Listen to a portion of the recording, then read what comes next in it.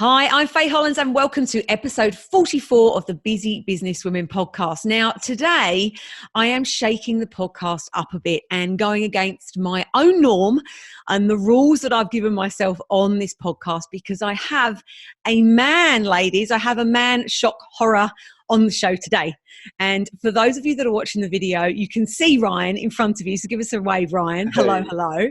But very good reason, okay? I believe in bringing the best people into Busy Business Women community. I always have done, regardless of their gender, right? And the gentleman I'm talking to today has played a really important part in growing my thriving Facebook group over recent months. And I want you to benefit from his expertise too, okay? So today we have the very fabulous Ryan Bowles joining me, who knows more than a thing or two about building big communities, strong relationships, and leveraging those attributes to grow bigger, bolder businesses, which is what we all want, right? So Ryan started growing highly engaged online communities 20 years ago. I know he does not look old enough for that at all, with MSN Chat, remember that? And from there he moved to MySpace, before adopting Facebook and Instagram to build his businesses, and there are multiple. Now he helps rockstar entrepreneurs, which is obviously how we know each other, and coaches use Facebook groups to establish their authority as the go-to leader in their field, grow their group, nurture their leads, and convert sales. And he does that brilliantly without being salesy or douchey at all, which is very refreshing. So without further ado, it gives me great pleasure to welcome Ryan Bowles from ryanbowles.com onto the podcast today. Ryan, you are a trailblazer, being the first gent onto the podcast. Welcome.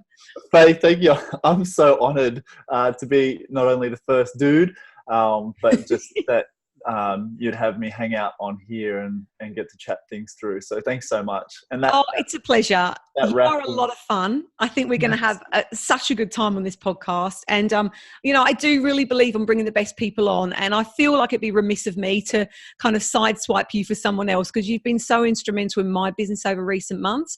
So I want to share you with my tribe, right? I don't want to keep it a secret. So let's get stuck in. Now, with my stalking that I had to do to research for you being on here today and ask you some great questions, I found out a lot about you, which was quite surprising. So I want to back up a bit and talk about your very interesting CV first of all, okay? Cool. Now, listeners, if you also go and stalk Ryan, you will find that on LinkedIn, he describes himself as a creative with a life degree, which is an awesome tagline that makes you want to read more. And when I got stuck into finding more about his background, I found myself going down a really big rabbit hole full of surprising finds. Most notably that you were the front man and manager for a rock band that landed at number 9 on the ARIA charts and got a recording deal with Sony. Not what I was expecting to find. Okay. So tell me more about how that came to be and how also you went from rock star to entrepreneur and a bit about what you're doing at the moment in your businesses. Yeah, cool. Well, after you stalked me, I realized I probably need to go and update my LinkedIn profile a little bit more as well. But I'm glad that you found that. It's true. And I guess in grade 11 and 12, I always dreamt of being in a band. I was almost born with 2 drumsticks in my hands and I wasn't allowed a drum kit. I was forced to play the guitar. Long story short, in my final year of school, everyone got given awards, like at the, the formal or the prom or whatever. And mine was, I can do whatever I want because I'm in a band award. And that was the sort of the attitude that I had at that age. And so I started my first year out of school in a heavy metal band, and quickly that disintegrated and it wasn't right. And then me and a bunch of guys from school and, friends of myself, my brother, we all started jamming out and we formed a band called Prepared Like a Bride in 2009. It's a very awesome name, by the way. Yeah, well, it makes me smile. There you go. Yeah, it's really cool. It's a beautiful term being, obviously prepared like a bride. So, we started this band and we started playing out of garages and then we moved to sheds and, I learned everything to do with marketing and branding and design and a whole bunch of things in that arena that took us to, I guess, like you said, 9 on the ARIA charts and signing to Sony, getting their attention. So cool. We toured for 6 years and made it around the world and had a bunch of fun. and I learned a lot, that's for sure. Yeah, and I think that's what really, I mean, I can only imagine what you learn aside from Crazy. this, lots of lessons there. But I do really see the connection with what you're doing at the moment, because you've built these big tribes and you've skimmed over it very quickly there, but it sounds like you were the person kind of making sure that you were in the right places, or as you say, you were the manager, but you were getting that traction in terms of social media, website hits, all of that stuff. Yes. And so that's where we started on MySpace. That's where it was, or was it Facebook for, I think it was probably Facebook. It was that turn of the century almost, MySpace to Facebook. And we had to learn very quickly how to adapt to a new platform, to bring our fans with us and to grow that, and you need good marketing, you need real authenticity. And then, you need awesome design as well, circulating around that. So they were some of the key learnings. Had to learn how to design t-shirts and then sell them, and create stuff that people were attracted to. So that's definitely part of that journey into building communities for sure. So how did you end up doing what you do now? Because for those of you watching the video, you'll see behind Ryan in his awesome office, the graphics, which are fantastic. I love them. Every time I see you on Zoom and your videos, it's great. You are a very creative person. How did you go from rockstar to then harnessing this creative side and now to, where you're at now and what we're doing together? Yeah, cool. Simply put, it was like we needed a shirt design or a poster for our first show. And, I sort of put my hand up and said, all right, I'll give it a shot designing it. And so I opened up Microsoft Word and designed our first t-shirt and our first poster. Very, looking back on that now, I wouldn't show anyone that stuff. But from there, it just went, we didn't have money to pay for anyone to design our stuff. And so I hacked Photoshop and learned how to design myself. I say I've got a YouTube degree in terms of design. That's where I learned it. And so I learned all of the design elements, and I started a freelance business. I say all that because I started a freelance business. I couldn't hold down a job or a career or study or anything because we were touring so constantly. And I had to work from the back of a van. So laptop open, we'd be traveling around Oz or America or wherever, and I'd be designing and replying to emails and before the show started. And I built a freelance business. The journey as to where I am now is I built a online program and a coaching program around freelancers, and have been running that for the last couple of years. And then I started to change my market and find who I really wanted to play ball with. And that was rockstar entrepreneurs and coaches like yourself. And I realized that with my previous program and coaching, I'd built Facebook groups and monetized that and done six figures, in that area. And I thought, well, what if I can help others do this as well? And so that's what has led me to now working with rad people, helping them build communities and relationships. I love that, because it doesn't sound on face value like the typical path to go from, heavy metal rock star to what you're doing now, but there's lots of parallels with the things that you've done. And I'm also surprised once again by you, because I actually just had this impression that you've gone and done some kind of graphic design quals or, formal training, and to learn that that's all kind of YouTube taught is very impressive. So well done. Now let's talk about building communities, because you're very good at doing that. During the time of your band, you built and created a Facebook following of over 38,000 likes. And this is a while ago now, right? So, you had this knowledge when many of us didn't. That makes you sound like you're about 80, but you know what I'm saying. You built a YouTube channel with over 416,000 views, as well as a social media campaign that got 40,000 people worldwide to your band's website in just 7 days. I'm sure all of us would love that. As though building engagement and a following has always been in your blood before you started your more recent businesses. What do you think it takes from a mindset perspective to build strong communities like that, and the connection that you've been able to foster more recently in your business? Because I think you do it very, very well.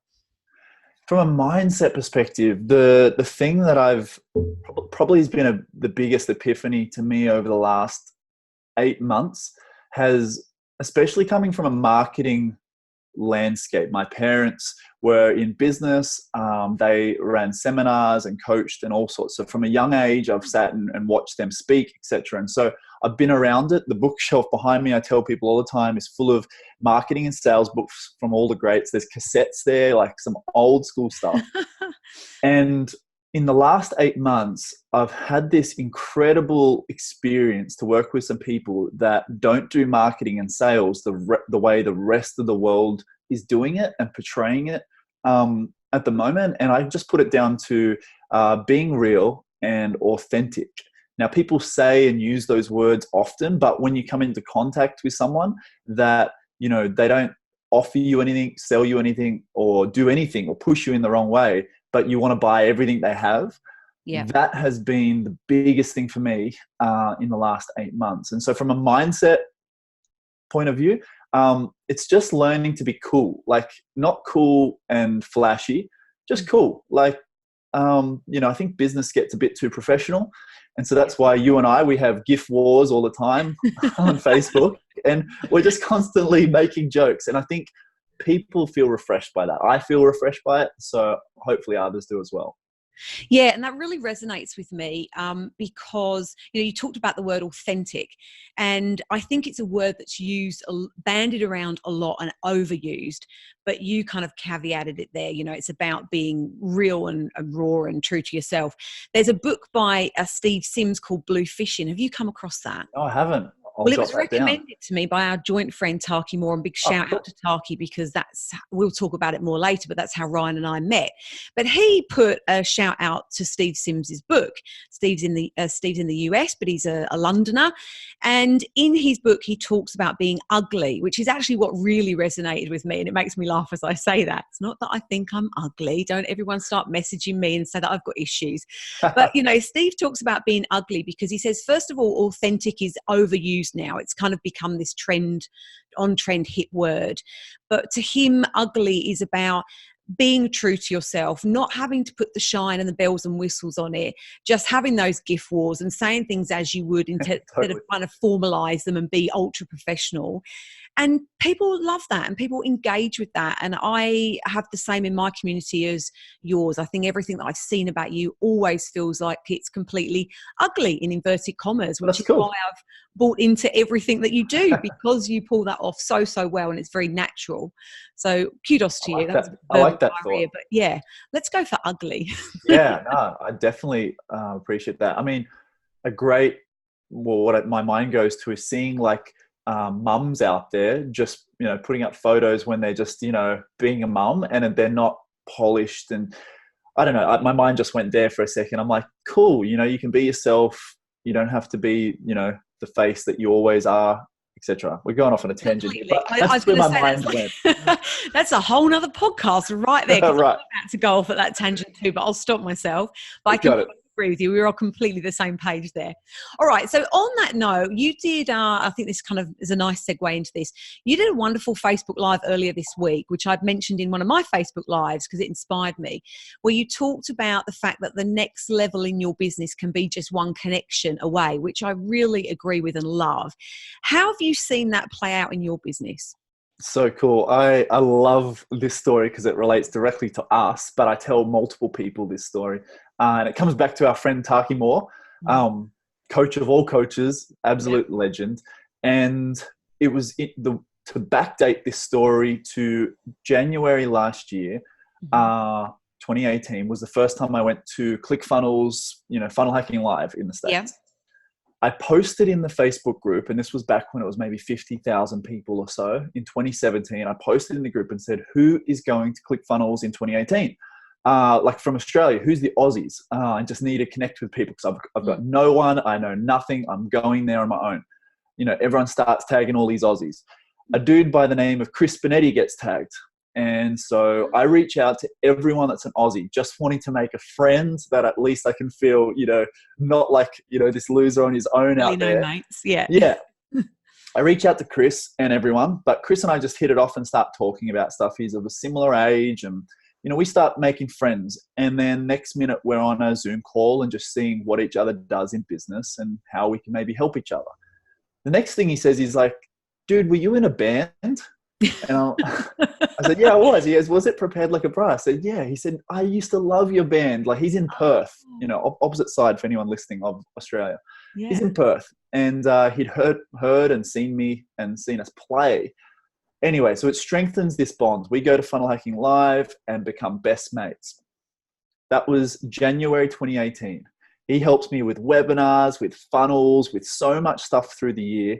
And then he visits me on the Gold Coast. We work out of the office here. And one late night after building some funnel online for 12 hours that day, he says, dude, do you know Carissa Hill? And I said, no, who's she? He goes, man, you've got to meet Carissa. She'd be perfect for your podcast. I think she could help you with a bunch of stuff. She's a rockstar entrepreneur. Cool. He puts us into a message together and says, Carissa, meet Ryan, Carissa. I get Carissa on the podcast. We're jamming out on all this cool stuff. And she says, oh, you know Taki Moore? And I'm like, no, who's Taki Moore? She goes, what? You don't know Taki? Everyone knows Taki. He looks like you. He's exactly. He coaches and does a phenomenal job at it. She goes, you got to know him. I said, cool. That was in like September, October last year, nearly a year ago. I do my due diligence and I start stalking the guy like you stalked me and finding out more about him, downloading everything he's got, watching everything he's got. And I just related. I felt that real authenticity, And in November, I ended up at his intensive in Manly. And so this is just under a year ago now. And I've sat in so many seminars for 30 years of my life, literally from year one. And I've never been in a room with someone that teaches and delivers the way he does. And I think I just want to be around this guy. I don't know what he's offering or whatever. Yeah. Come 6 months, 8 months, fast forward to this year. We've been in contact and whatnot.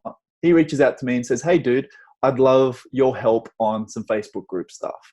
And that was like a penny drop moment for me where it was just like, wow, this all started in 2017 when I posted in a Facebook group if there were any Aussies going to an event. And then one by one, the connections have led to someone who's added so much value to your world, I know, and to mine completely. As well. And now I get the opportunity to hang out and work, one-on-one much more closely with someone that I just admire. And that is for me where that one connection away can change everything in your business. Such a domino effect, isn't it? Crazy. And just being open to that. I love that because I connected with Chris this week because I saw you two hanging out together and thought he looked like an interesting guy. And, then started looking at his website and the stuff that he's doing, which is fantastic. And I think it's just being really open to that, to connecting with different people. To finish off on that story, I wanted to cut you off because I didn't mention you in this story. That's okay. And, to shout you out as well, the way that, we came into contact was through Taki's group. And, you saw something of mine and we got in touch. And since then, obviously we've worked together on your Facebook groups and things, but there's been a much bigger relationship built and friendship here. And now we're on a podcast, offering value to your community and we've got other stuff lined up. It's a huge domino effect. So it really, really is. And I just want to go a little bit left of center here on what my plan was for this podcast, because I want to just draw on this a little bit more. I have a lot of conversations with people about connecting with other people on Facebook. And, I'd love to get your thoughts or, your experience of people saying this to you, because I reckon you get it too. I'm very open on my Facebook profile, my personal profile, to connect with people all of the time. Like I go onto their if somebody sends me a friend request, I'll go onto their profile, have a look. Have you got any friends in common? Do they look like a legit person and not crazy or just trying to sell me some kind of weird shit? But if they look pretty normal, in inverted commas, who's normal anyway, but I'll connect with them and then we'll start a chat, and some people will chat more than others, but I'm really open to connecting with people that I do not know whatsoever, because I've seen, as you've been talking about, the power of doing that and not just relying on the people that you meet at the school or through your physical networking group in your local community and so on. And it's allowed me to really build my business and much more importantly, actually connect with really cool people. So, for example, I love doing this podcast. You know, we were talking before about I would love to just podcast all the time, and it's really fun doing this with you. But I'm only getting to do this with you because I commented on a Facebook post. I was open to us connecting. I was open to us having a messenger chat. Sorry, this is a very long-winded question. So I don't even know if it's a question, frankly. But so the conversations I end up in are, but I don't want to. This is what people will say to me. I don't want to connect with weirdos or strange people or people I don't know on Facebook. And that's not what my Facebook profile is for. Sure. What are your thoughts on that? Yeah, I was there. I was right in that seat once upon a time as well. I had a previous account with 5,000 friends on it in the band days. And I deleted that account simply because I was so done with Facebook. And after the band finished, I was peopled out for quite a while. Yeah. And I was like, I just want to Facebook, with my 10 friends and my 30 family members, and that's all. I don't want anything. And it went that way for a while. And you know what? I don't regret that, but I look back and I think I wish I had have started maximizing my account and making connections when I started this new account a long time before I actually did. So I was only personal. It was all locked up and private. But I just saw the opportunity heading, in such a direction that if I wasn't on the bandwagon, I was missing out. And especially if your business, especially if your business revolves around being online. Whose business doesn't these days? You need to have an online presence. People are going to check out your LinkedIn. They're going to check out your Facebook. They're going to see Instagram, Google you. And if they don't see something, that is established and legitimate, and relatable, the chance of them reaching out to you and doing business with you is super slim. And we heard I was in a networking brekkie this week, Elise Strawn. She has My Cupcake Addiction. She's got 11 million audience worldwide. Wow. And she was saying the exact same thing. If I go onto your profile or Google you and I can't see what I need to see, I'm not reaching out. Yeah. And that's coming from the top of someone that her whole business is connection. So my recommendation to anyone feeling that way would be just balance your business and personal, exposure on your profile. Understand that people will be coming to check you out. They will want to see how many mutual friends you've got, what your content, what you're talking about on that profile. If you're just sharing inspirational quotes all the time, just be aware of what's going up onto your profile, and know that for every one person that reaches out that wants to do business, there's probably another 9 or 10 that just skimmed by and went to the next person. Yeah, exactly. I love that. Thanks. It's great advice. It's also something that, we've talked about in your group, your program that I've done as well. And I think that the advice you give there is absolutely on point. So talking about that, let's get stuck into Facebook groups. Cool. It's definitely your genius zone. And that's the reason that we met. So backstory that Ryan's mentioned, but just to clarify, Ryan put up a post in a Facebook group a few months back that I'm a member of. I commented, we ended up chatting on Messenger, and then I joined his program. It was almost seamless, and I'm so pleased I did. So fast forward to now, we're doing some really exciting stuff together, all from that one little but very valuable post in a Facebook group. So Ryan, why do you think there is so much focus on Facebook groups right now?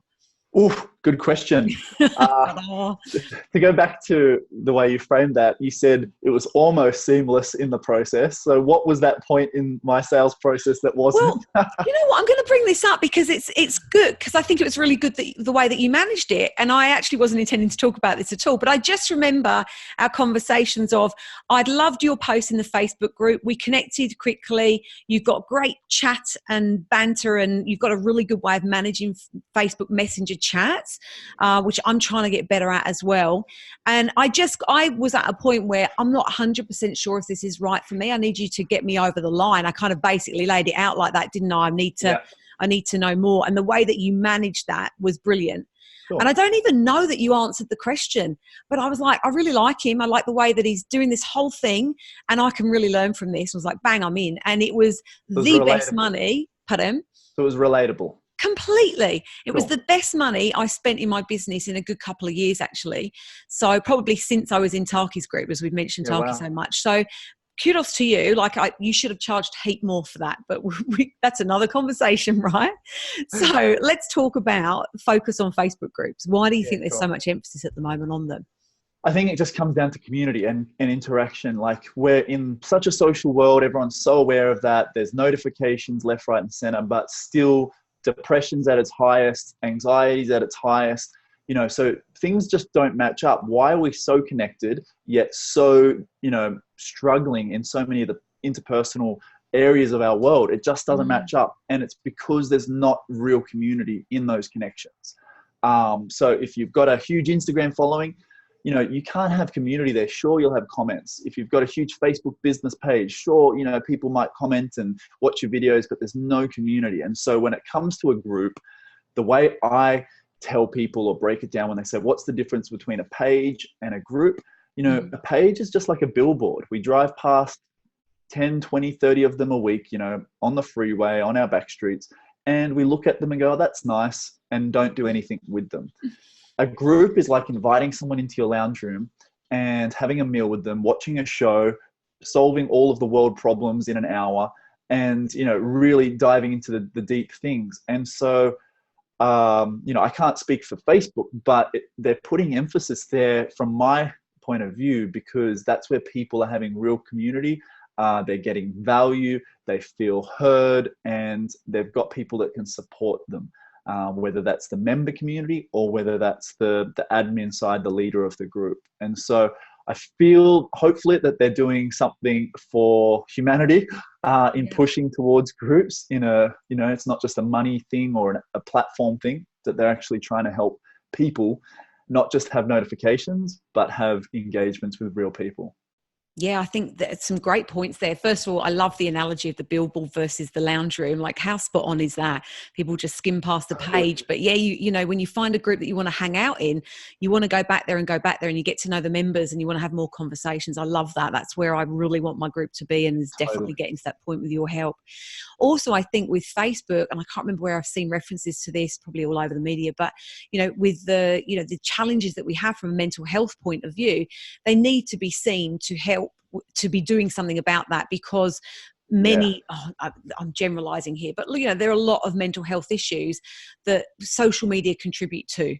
So being seen to be able to create communities instead of just having the competition of how many likes someone has is really important. So I think you just hit the nail on the head. Yeah.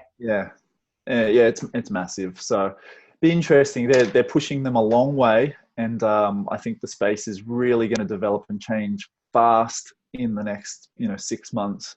I wouldn't say too much longer than that. So it's a good time for people to be building a community around their business. And I think, you know, we wanted to chat about it, you know, who's it right for and who's it not right for as well. Well, exactly. Let's do that. So I've had lots of conversations with clients who have asked me, you know, shall I start a group, or I'm thinking of doing one, or they just throw into the conversation, I'm going to start a Facebook group. And my hands kind of go to my head, because I think, oh, like, it's a lot of work and effort, and you need strategy, right? So I don't think Facebook groups are for everyone, but I might be very wrong there. So please I agree. Straight.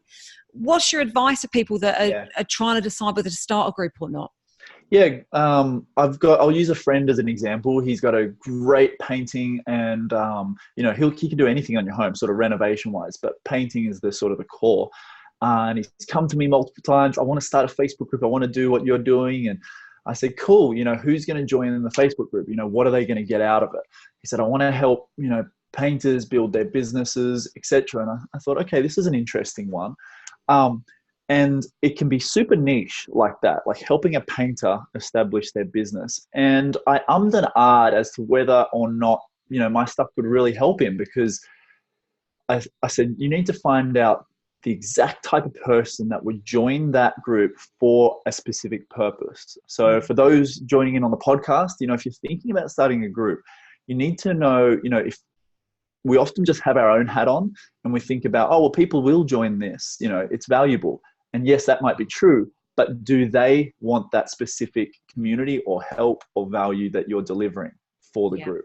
So I would say understand the purpose, and then ask people that are those types of, ask a whole range of people. Hey, would you join this group that I'm thinking about starting? This is what I'm offering or looking to deliver or help people with. And if they say yes, well, then you're onto something. If they say, well, I don't really need that help, you just got to do your market research, bit of research out there. And you can just do that with family and friends, at the sporting, complex, with your kids, at schools, church, wherever. Just ask people and find out, would they be interested to hear more about the thing you're looking to start? I want to go a bit deeper on what you've just said there, because first up, totally agree. And it ties nicely in with something that a lot of my clients are doing who've joined my case study in Busy Business Builder at the moment. And it's really resonating with me because this week we've had lots of conversations about them really nailing their niche and having research conversations and interviews to make sure that what they think their target market wants is actually what they're going to be delivering. And there's a lot of resistance because people don't want to go out and have those conversations. And what I often come across is them saying to me, well, Faye, I know my target market really well, so I know what they'd say. I'm like, no, that's not good enough. You've got to go out there and talk to them. Yep. If you can't go and meet them in person, get on the phone or a Zoom call or whatever, but go and talk to them, because your gut feel is not enough. And that's what I'm hearing in what you're saying as well. You're recommending go out and talk to people. Don't just think that you know what they want, because that might be very different.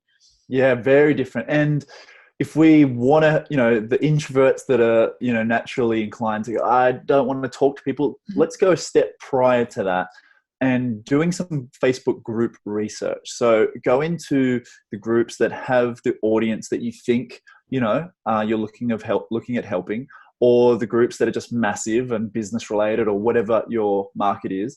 Yeah. And go into the search bar of the group and just type in some keywords, some pain points that you think that you're going to help them with, etc.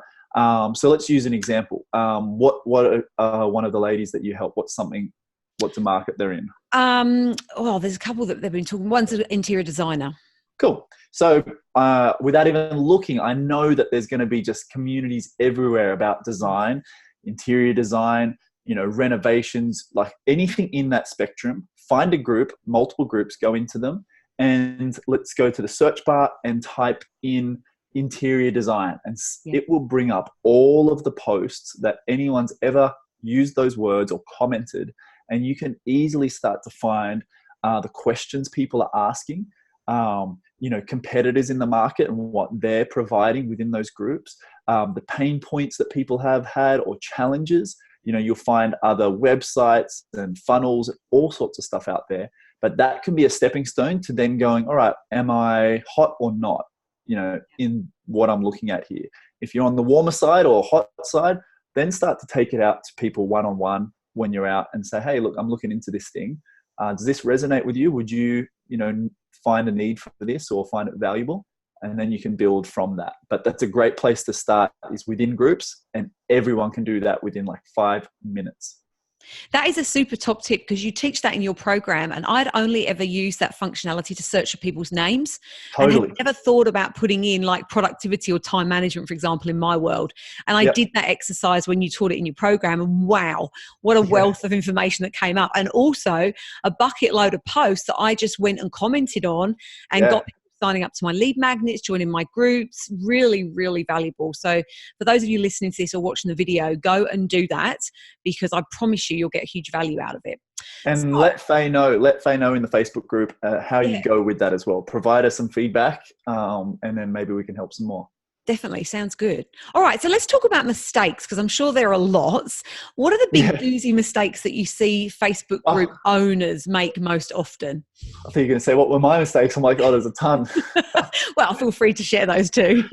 Probably another podcast worth.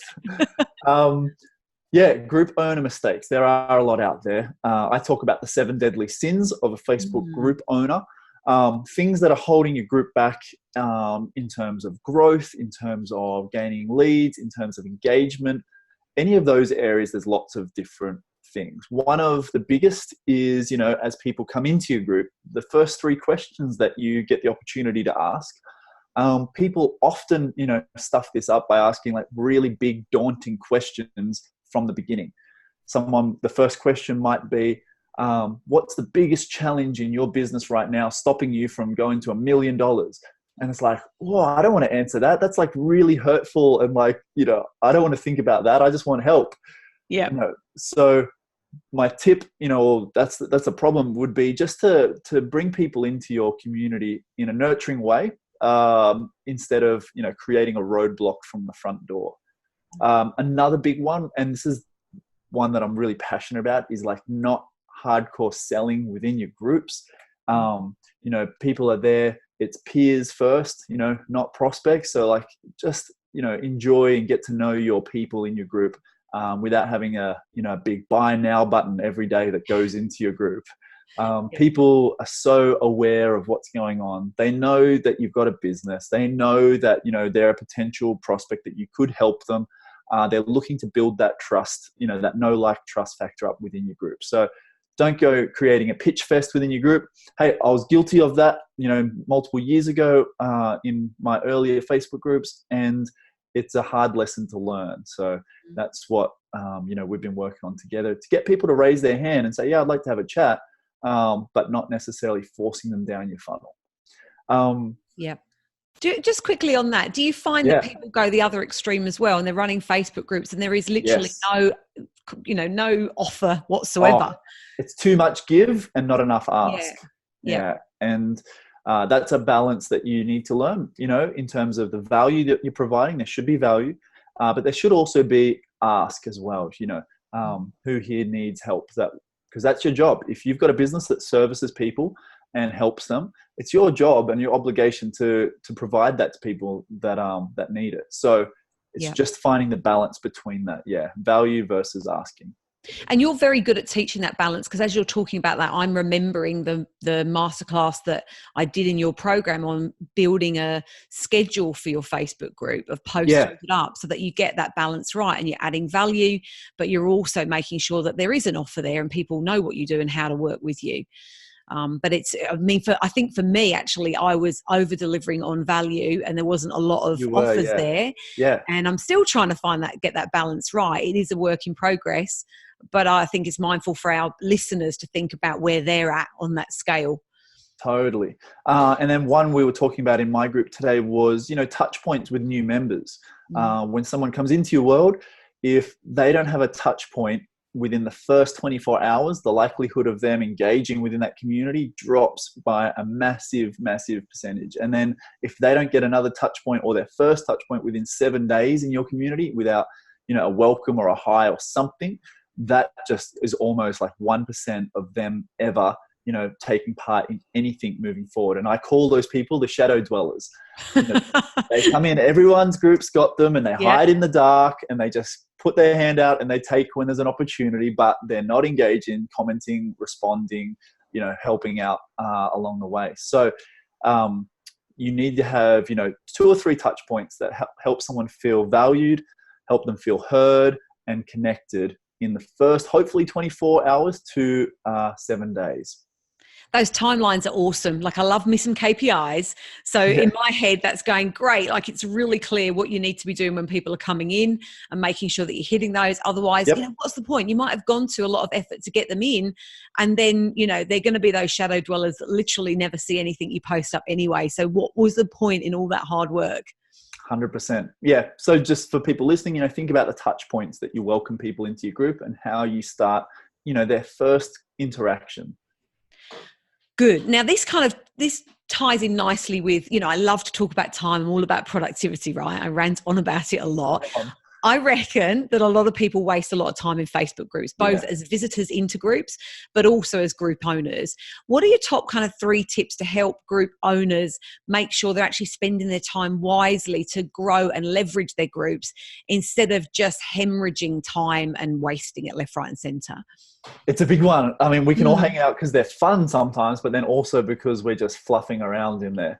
I'd rather be on the fun side, but then I'd also rather be building my business. So we need to be mindful of those things. Top 3 tips I would say is 1, map out the type of content that you want to provide and the things that you want to give into your group. Are they going to be live videos? Are they going to be long form posts? Are they going to be links to blogs? Are they going to be interviews with other guests? Map out the content that you want to provide.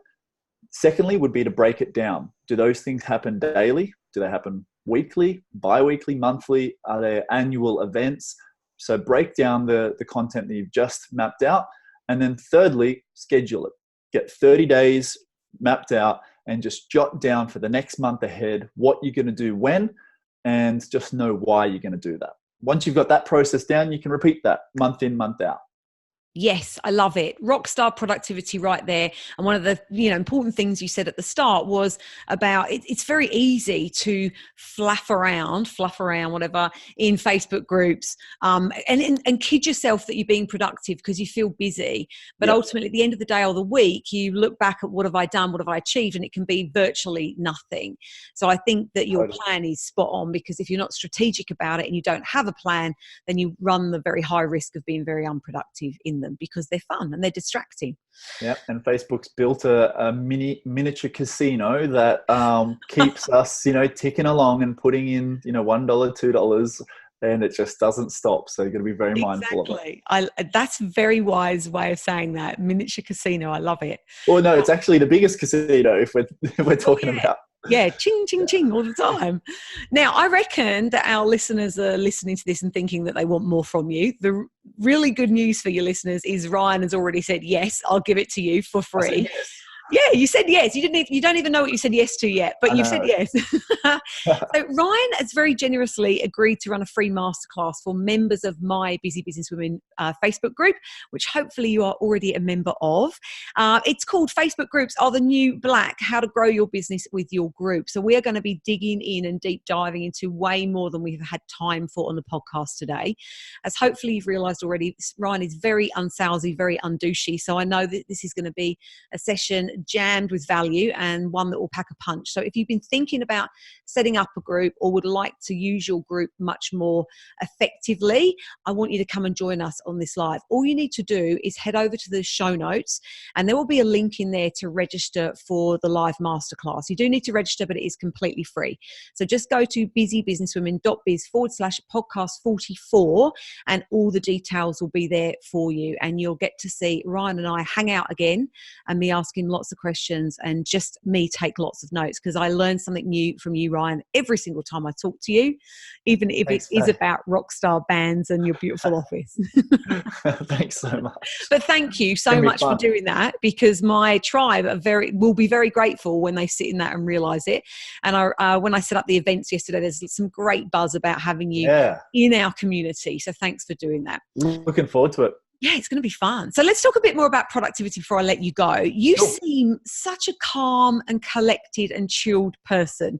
I would like to just take some of that into my own life, because I'm so high energy and frantic most of the time, as you've already realised. You seem to have a busy life, though. You've got a lot going on. You're not somebody that's sitting around bored, right? So I'd love to know what strategies you're using in your business and your life to manage your time well and be more productive. Yeah, cool. I can geek out on this stuff forever. I've got, it's a constant changing cycle for me. And it's sort of started ever since reading the books like Think and Grow Rich and, Morning Miracle, etc. I love this sort of stuff. For me, the morning is a very special time.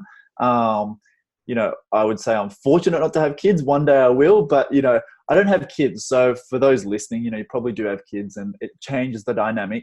But I just tell my friends with kids, get up earlier, suck it up. Don't even start on that topic, okay?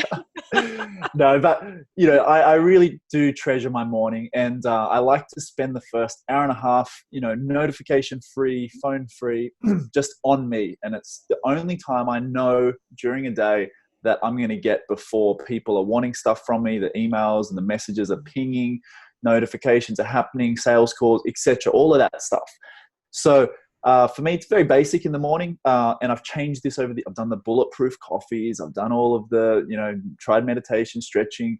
It's pretty simple at the moment. Get up and coffee and breakfast, and then I'll read my 2 success books for the day. I try and read them every day. I'm not perfect. At the moment, I'm reading Never Split the Difference by Chris Voss. Incredible book for negotiating. He was an the top FBI negotiator. Oh, I like the sound of that. Super, super cool book. I can't believe I didn't read it earlier. Chris Benetti bought it for me, so back to that connection. Go, Chris. Yeah. Reading that, and I always read the Bible. They're my 2 success books, something new and something as old as time itself. And then I will, pray, set myself up for the day. I'll send a message to my mentor, who's my cousin. We literally say 3 things we're grateful for from the previous day, a couple of learnings that we've had, and then what will make today a success. So today, my thing is being on this podcast with you. So today's just about a success. Loving that. And then, I'll just get ready for the day and head into the office after that. I'll respond to people, make sure the world hasn't burnt down online around me. But I don't let any of that stuff in until about 7:30 a.m. Good. Yeah, that's my morning at the moment. Firstly, I'm very envious of that because I do have kids. So that would be my ideal morning. Sure.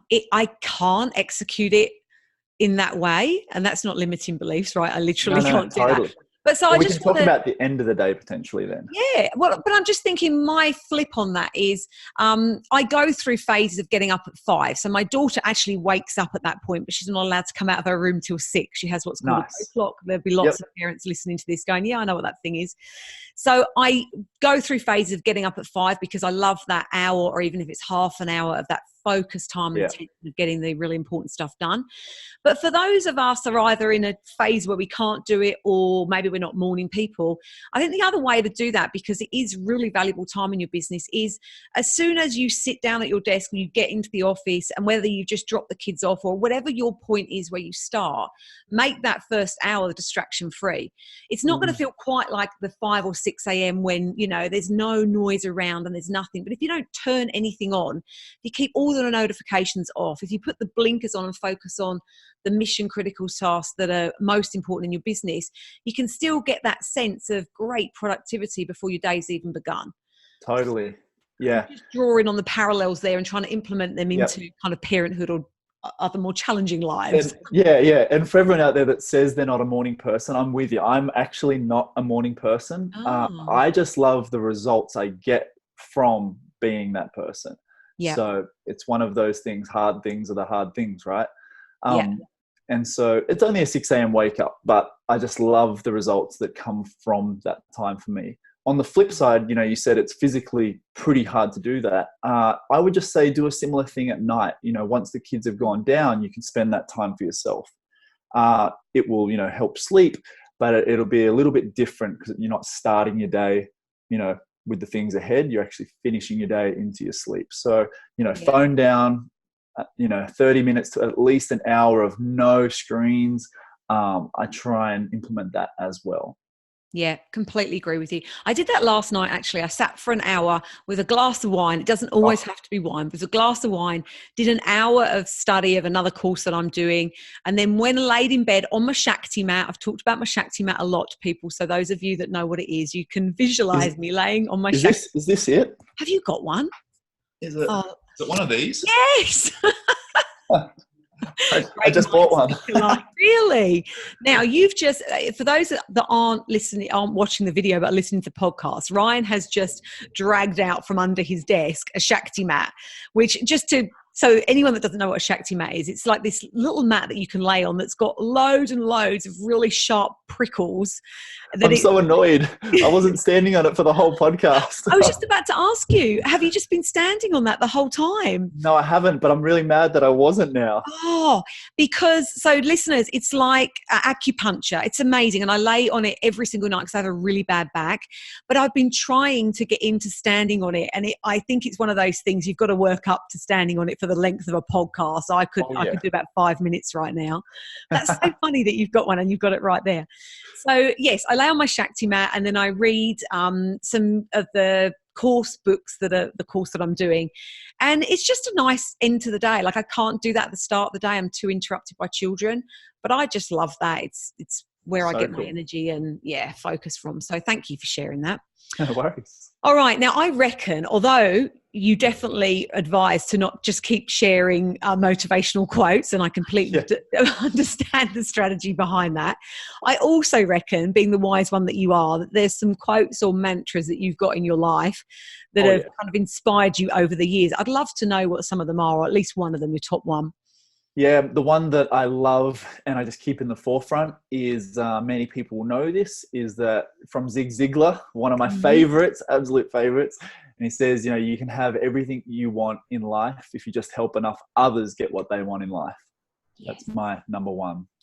Um, and yeah, that just always reminds me of the value that I need to add first before ever expecting anything in return from anyone. And then secondly, Think and Grow Rich was a big changer for me. And for many years, I used the affirmation passage that Napoleon Hill has in that book. And it's somewhat lengthy. It takes about 2.5 minutes or 2 minutes sort of to read through. But once you customize that passage to you, your goals and the things that you're looking to achieve, for those 3 years, I think that I did it, every goal that I'd set for, or multiple goals that I'd set for the year, I ticked off every single one by the end of the year. I looked back and I thought, oh, I can't believe I did that. And then I realized, of course I can believe I did that. I thought and, focused on those goals every single day. So, yeah, two things there. A really short one, adding value to people. And then Yep. a longer one is affirming who you believe you are, who you want to be, and the things that you're looking to achieve.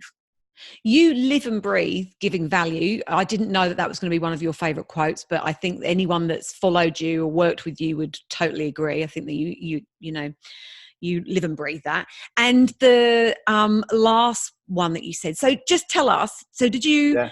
you had those goals written out and you read that passage and just read them out to yourself every morning, or what was your process there? Yeah, I would stand in front of the mirror and Mhm. I typed it out onto my phone so I could be anywhere at any time doing it. I used to do this in the band. Like, I used to do this a long time ago. We'd be staying in people's houses, touring Mhm. around, and I'd get in the front of the mirror or whatever. And I would just read them out and I got more and more used to it and I'd memorize it.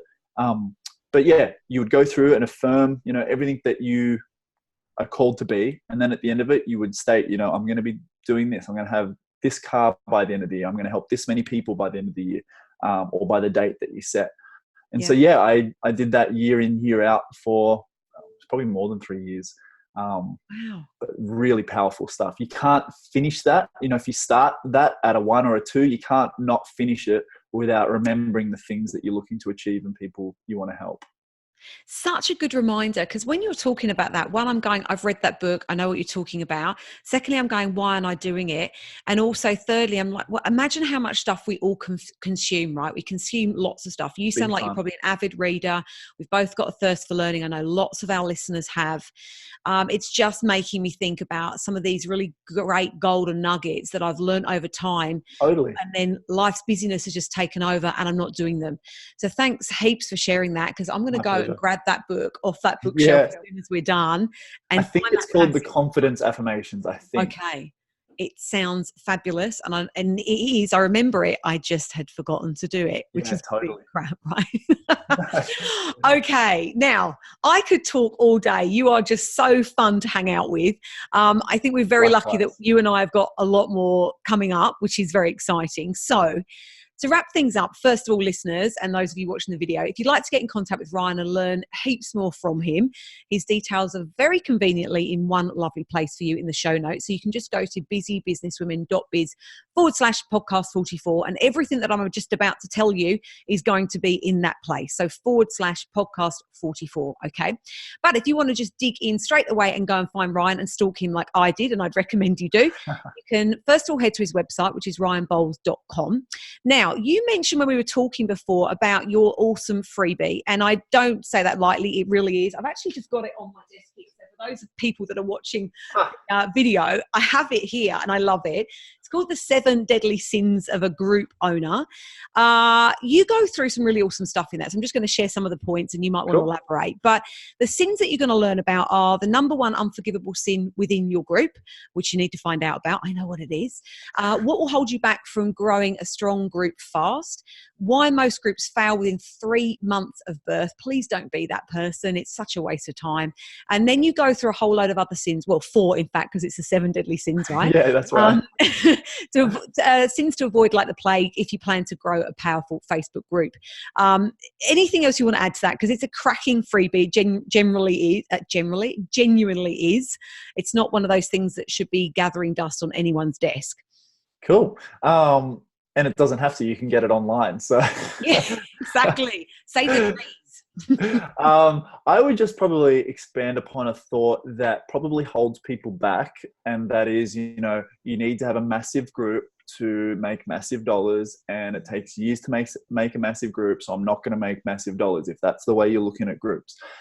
It's not the case. And so, some of our members in the program have had groups as small as 44 and made one post within the group and made 3 sales.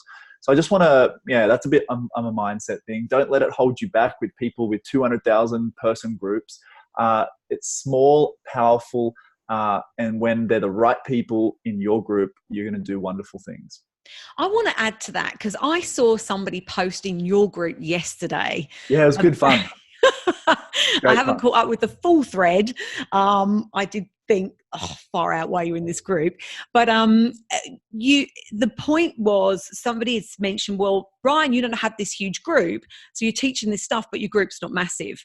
And I think it's a really important point to bring up, because some of our listeners are going to go to your group and go, okay, well, why is your group not massive, Ryan, when you're teaching this? I know what I think about that, but I want you to not defend yourself, but there's absolute strategy behind that. So totally. what do you say to those points?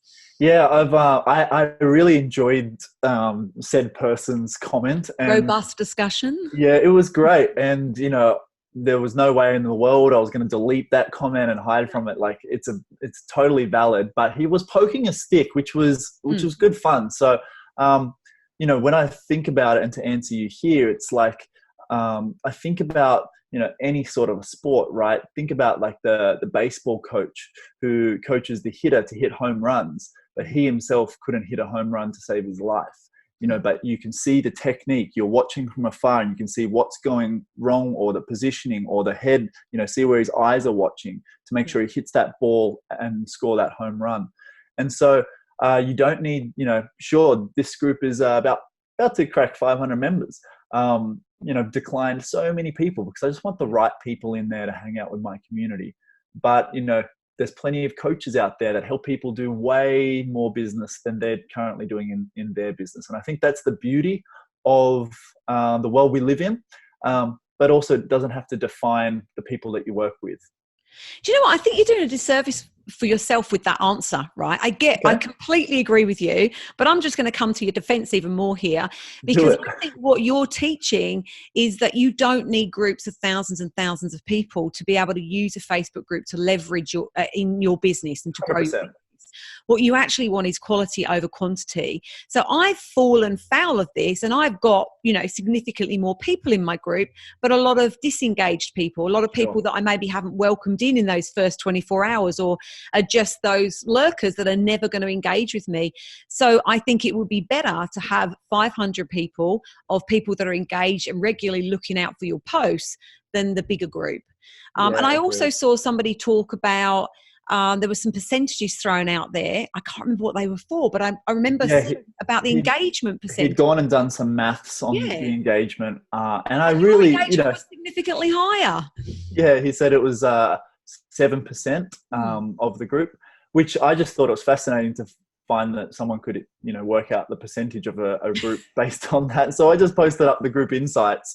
I'm like, dude, I don't know how to work percentages out. I just let the Facebook, tell me what they are. Yeah. And they're all 100%, 200% plus, month exactly. on month. I'm really glad that we got to finish on that point, because I think it demonstrated real strength in what you do and the way that you deal with people and your ethos behind your business. So give yourself more credit, my friend. You're doing an amazing job. And absolutely. One last thing I want to mention is I did Ryan's big group program, but he's also got a mini Facebook group program. It's $47. It's awesome.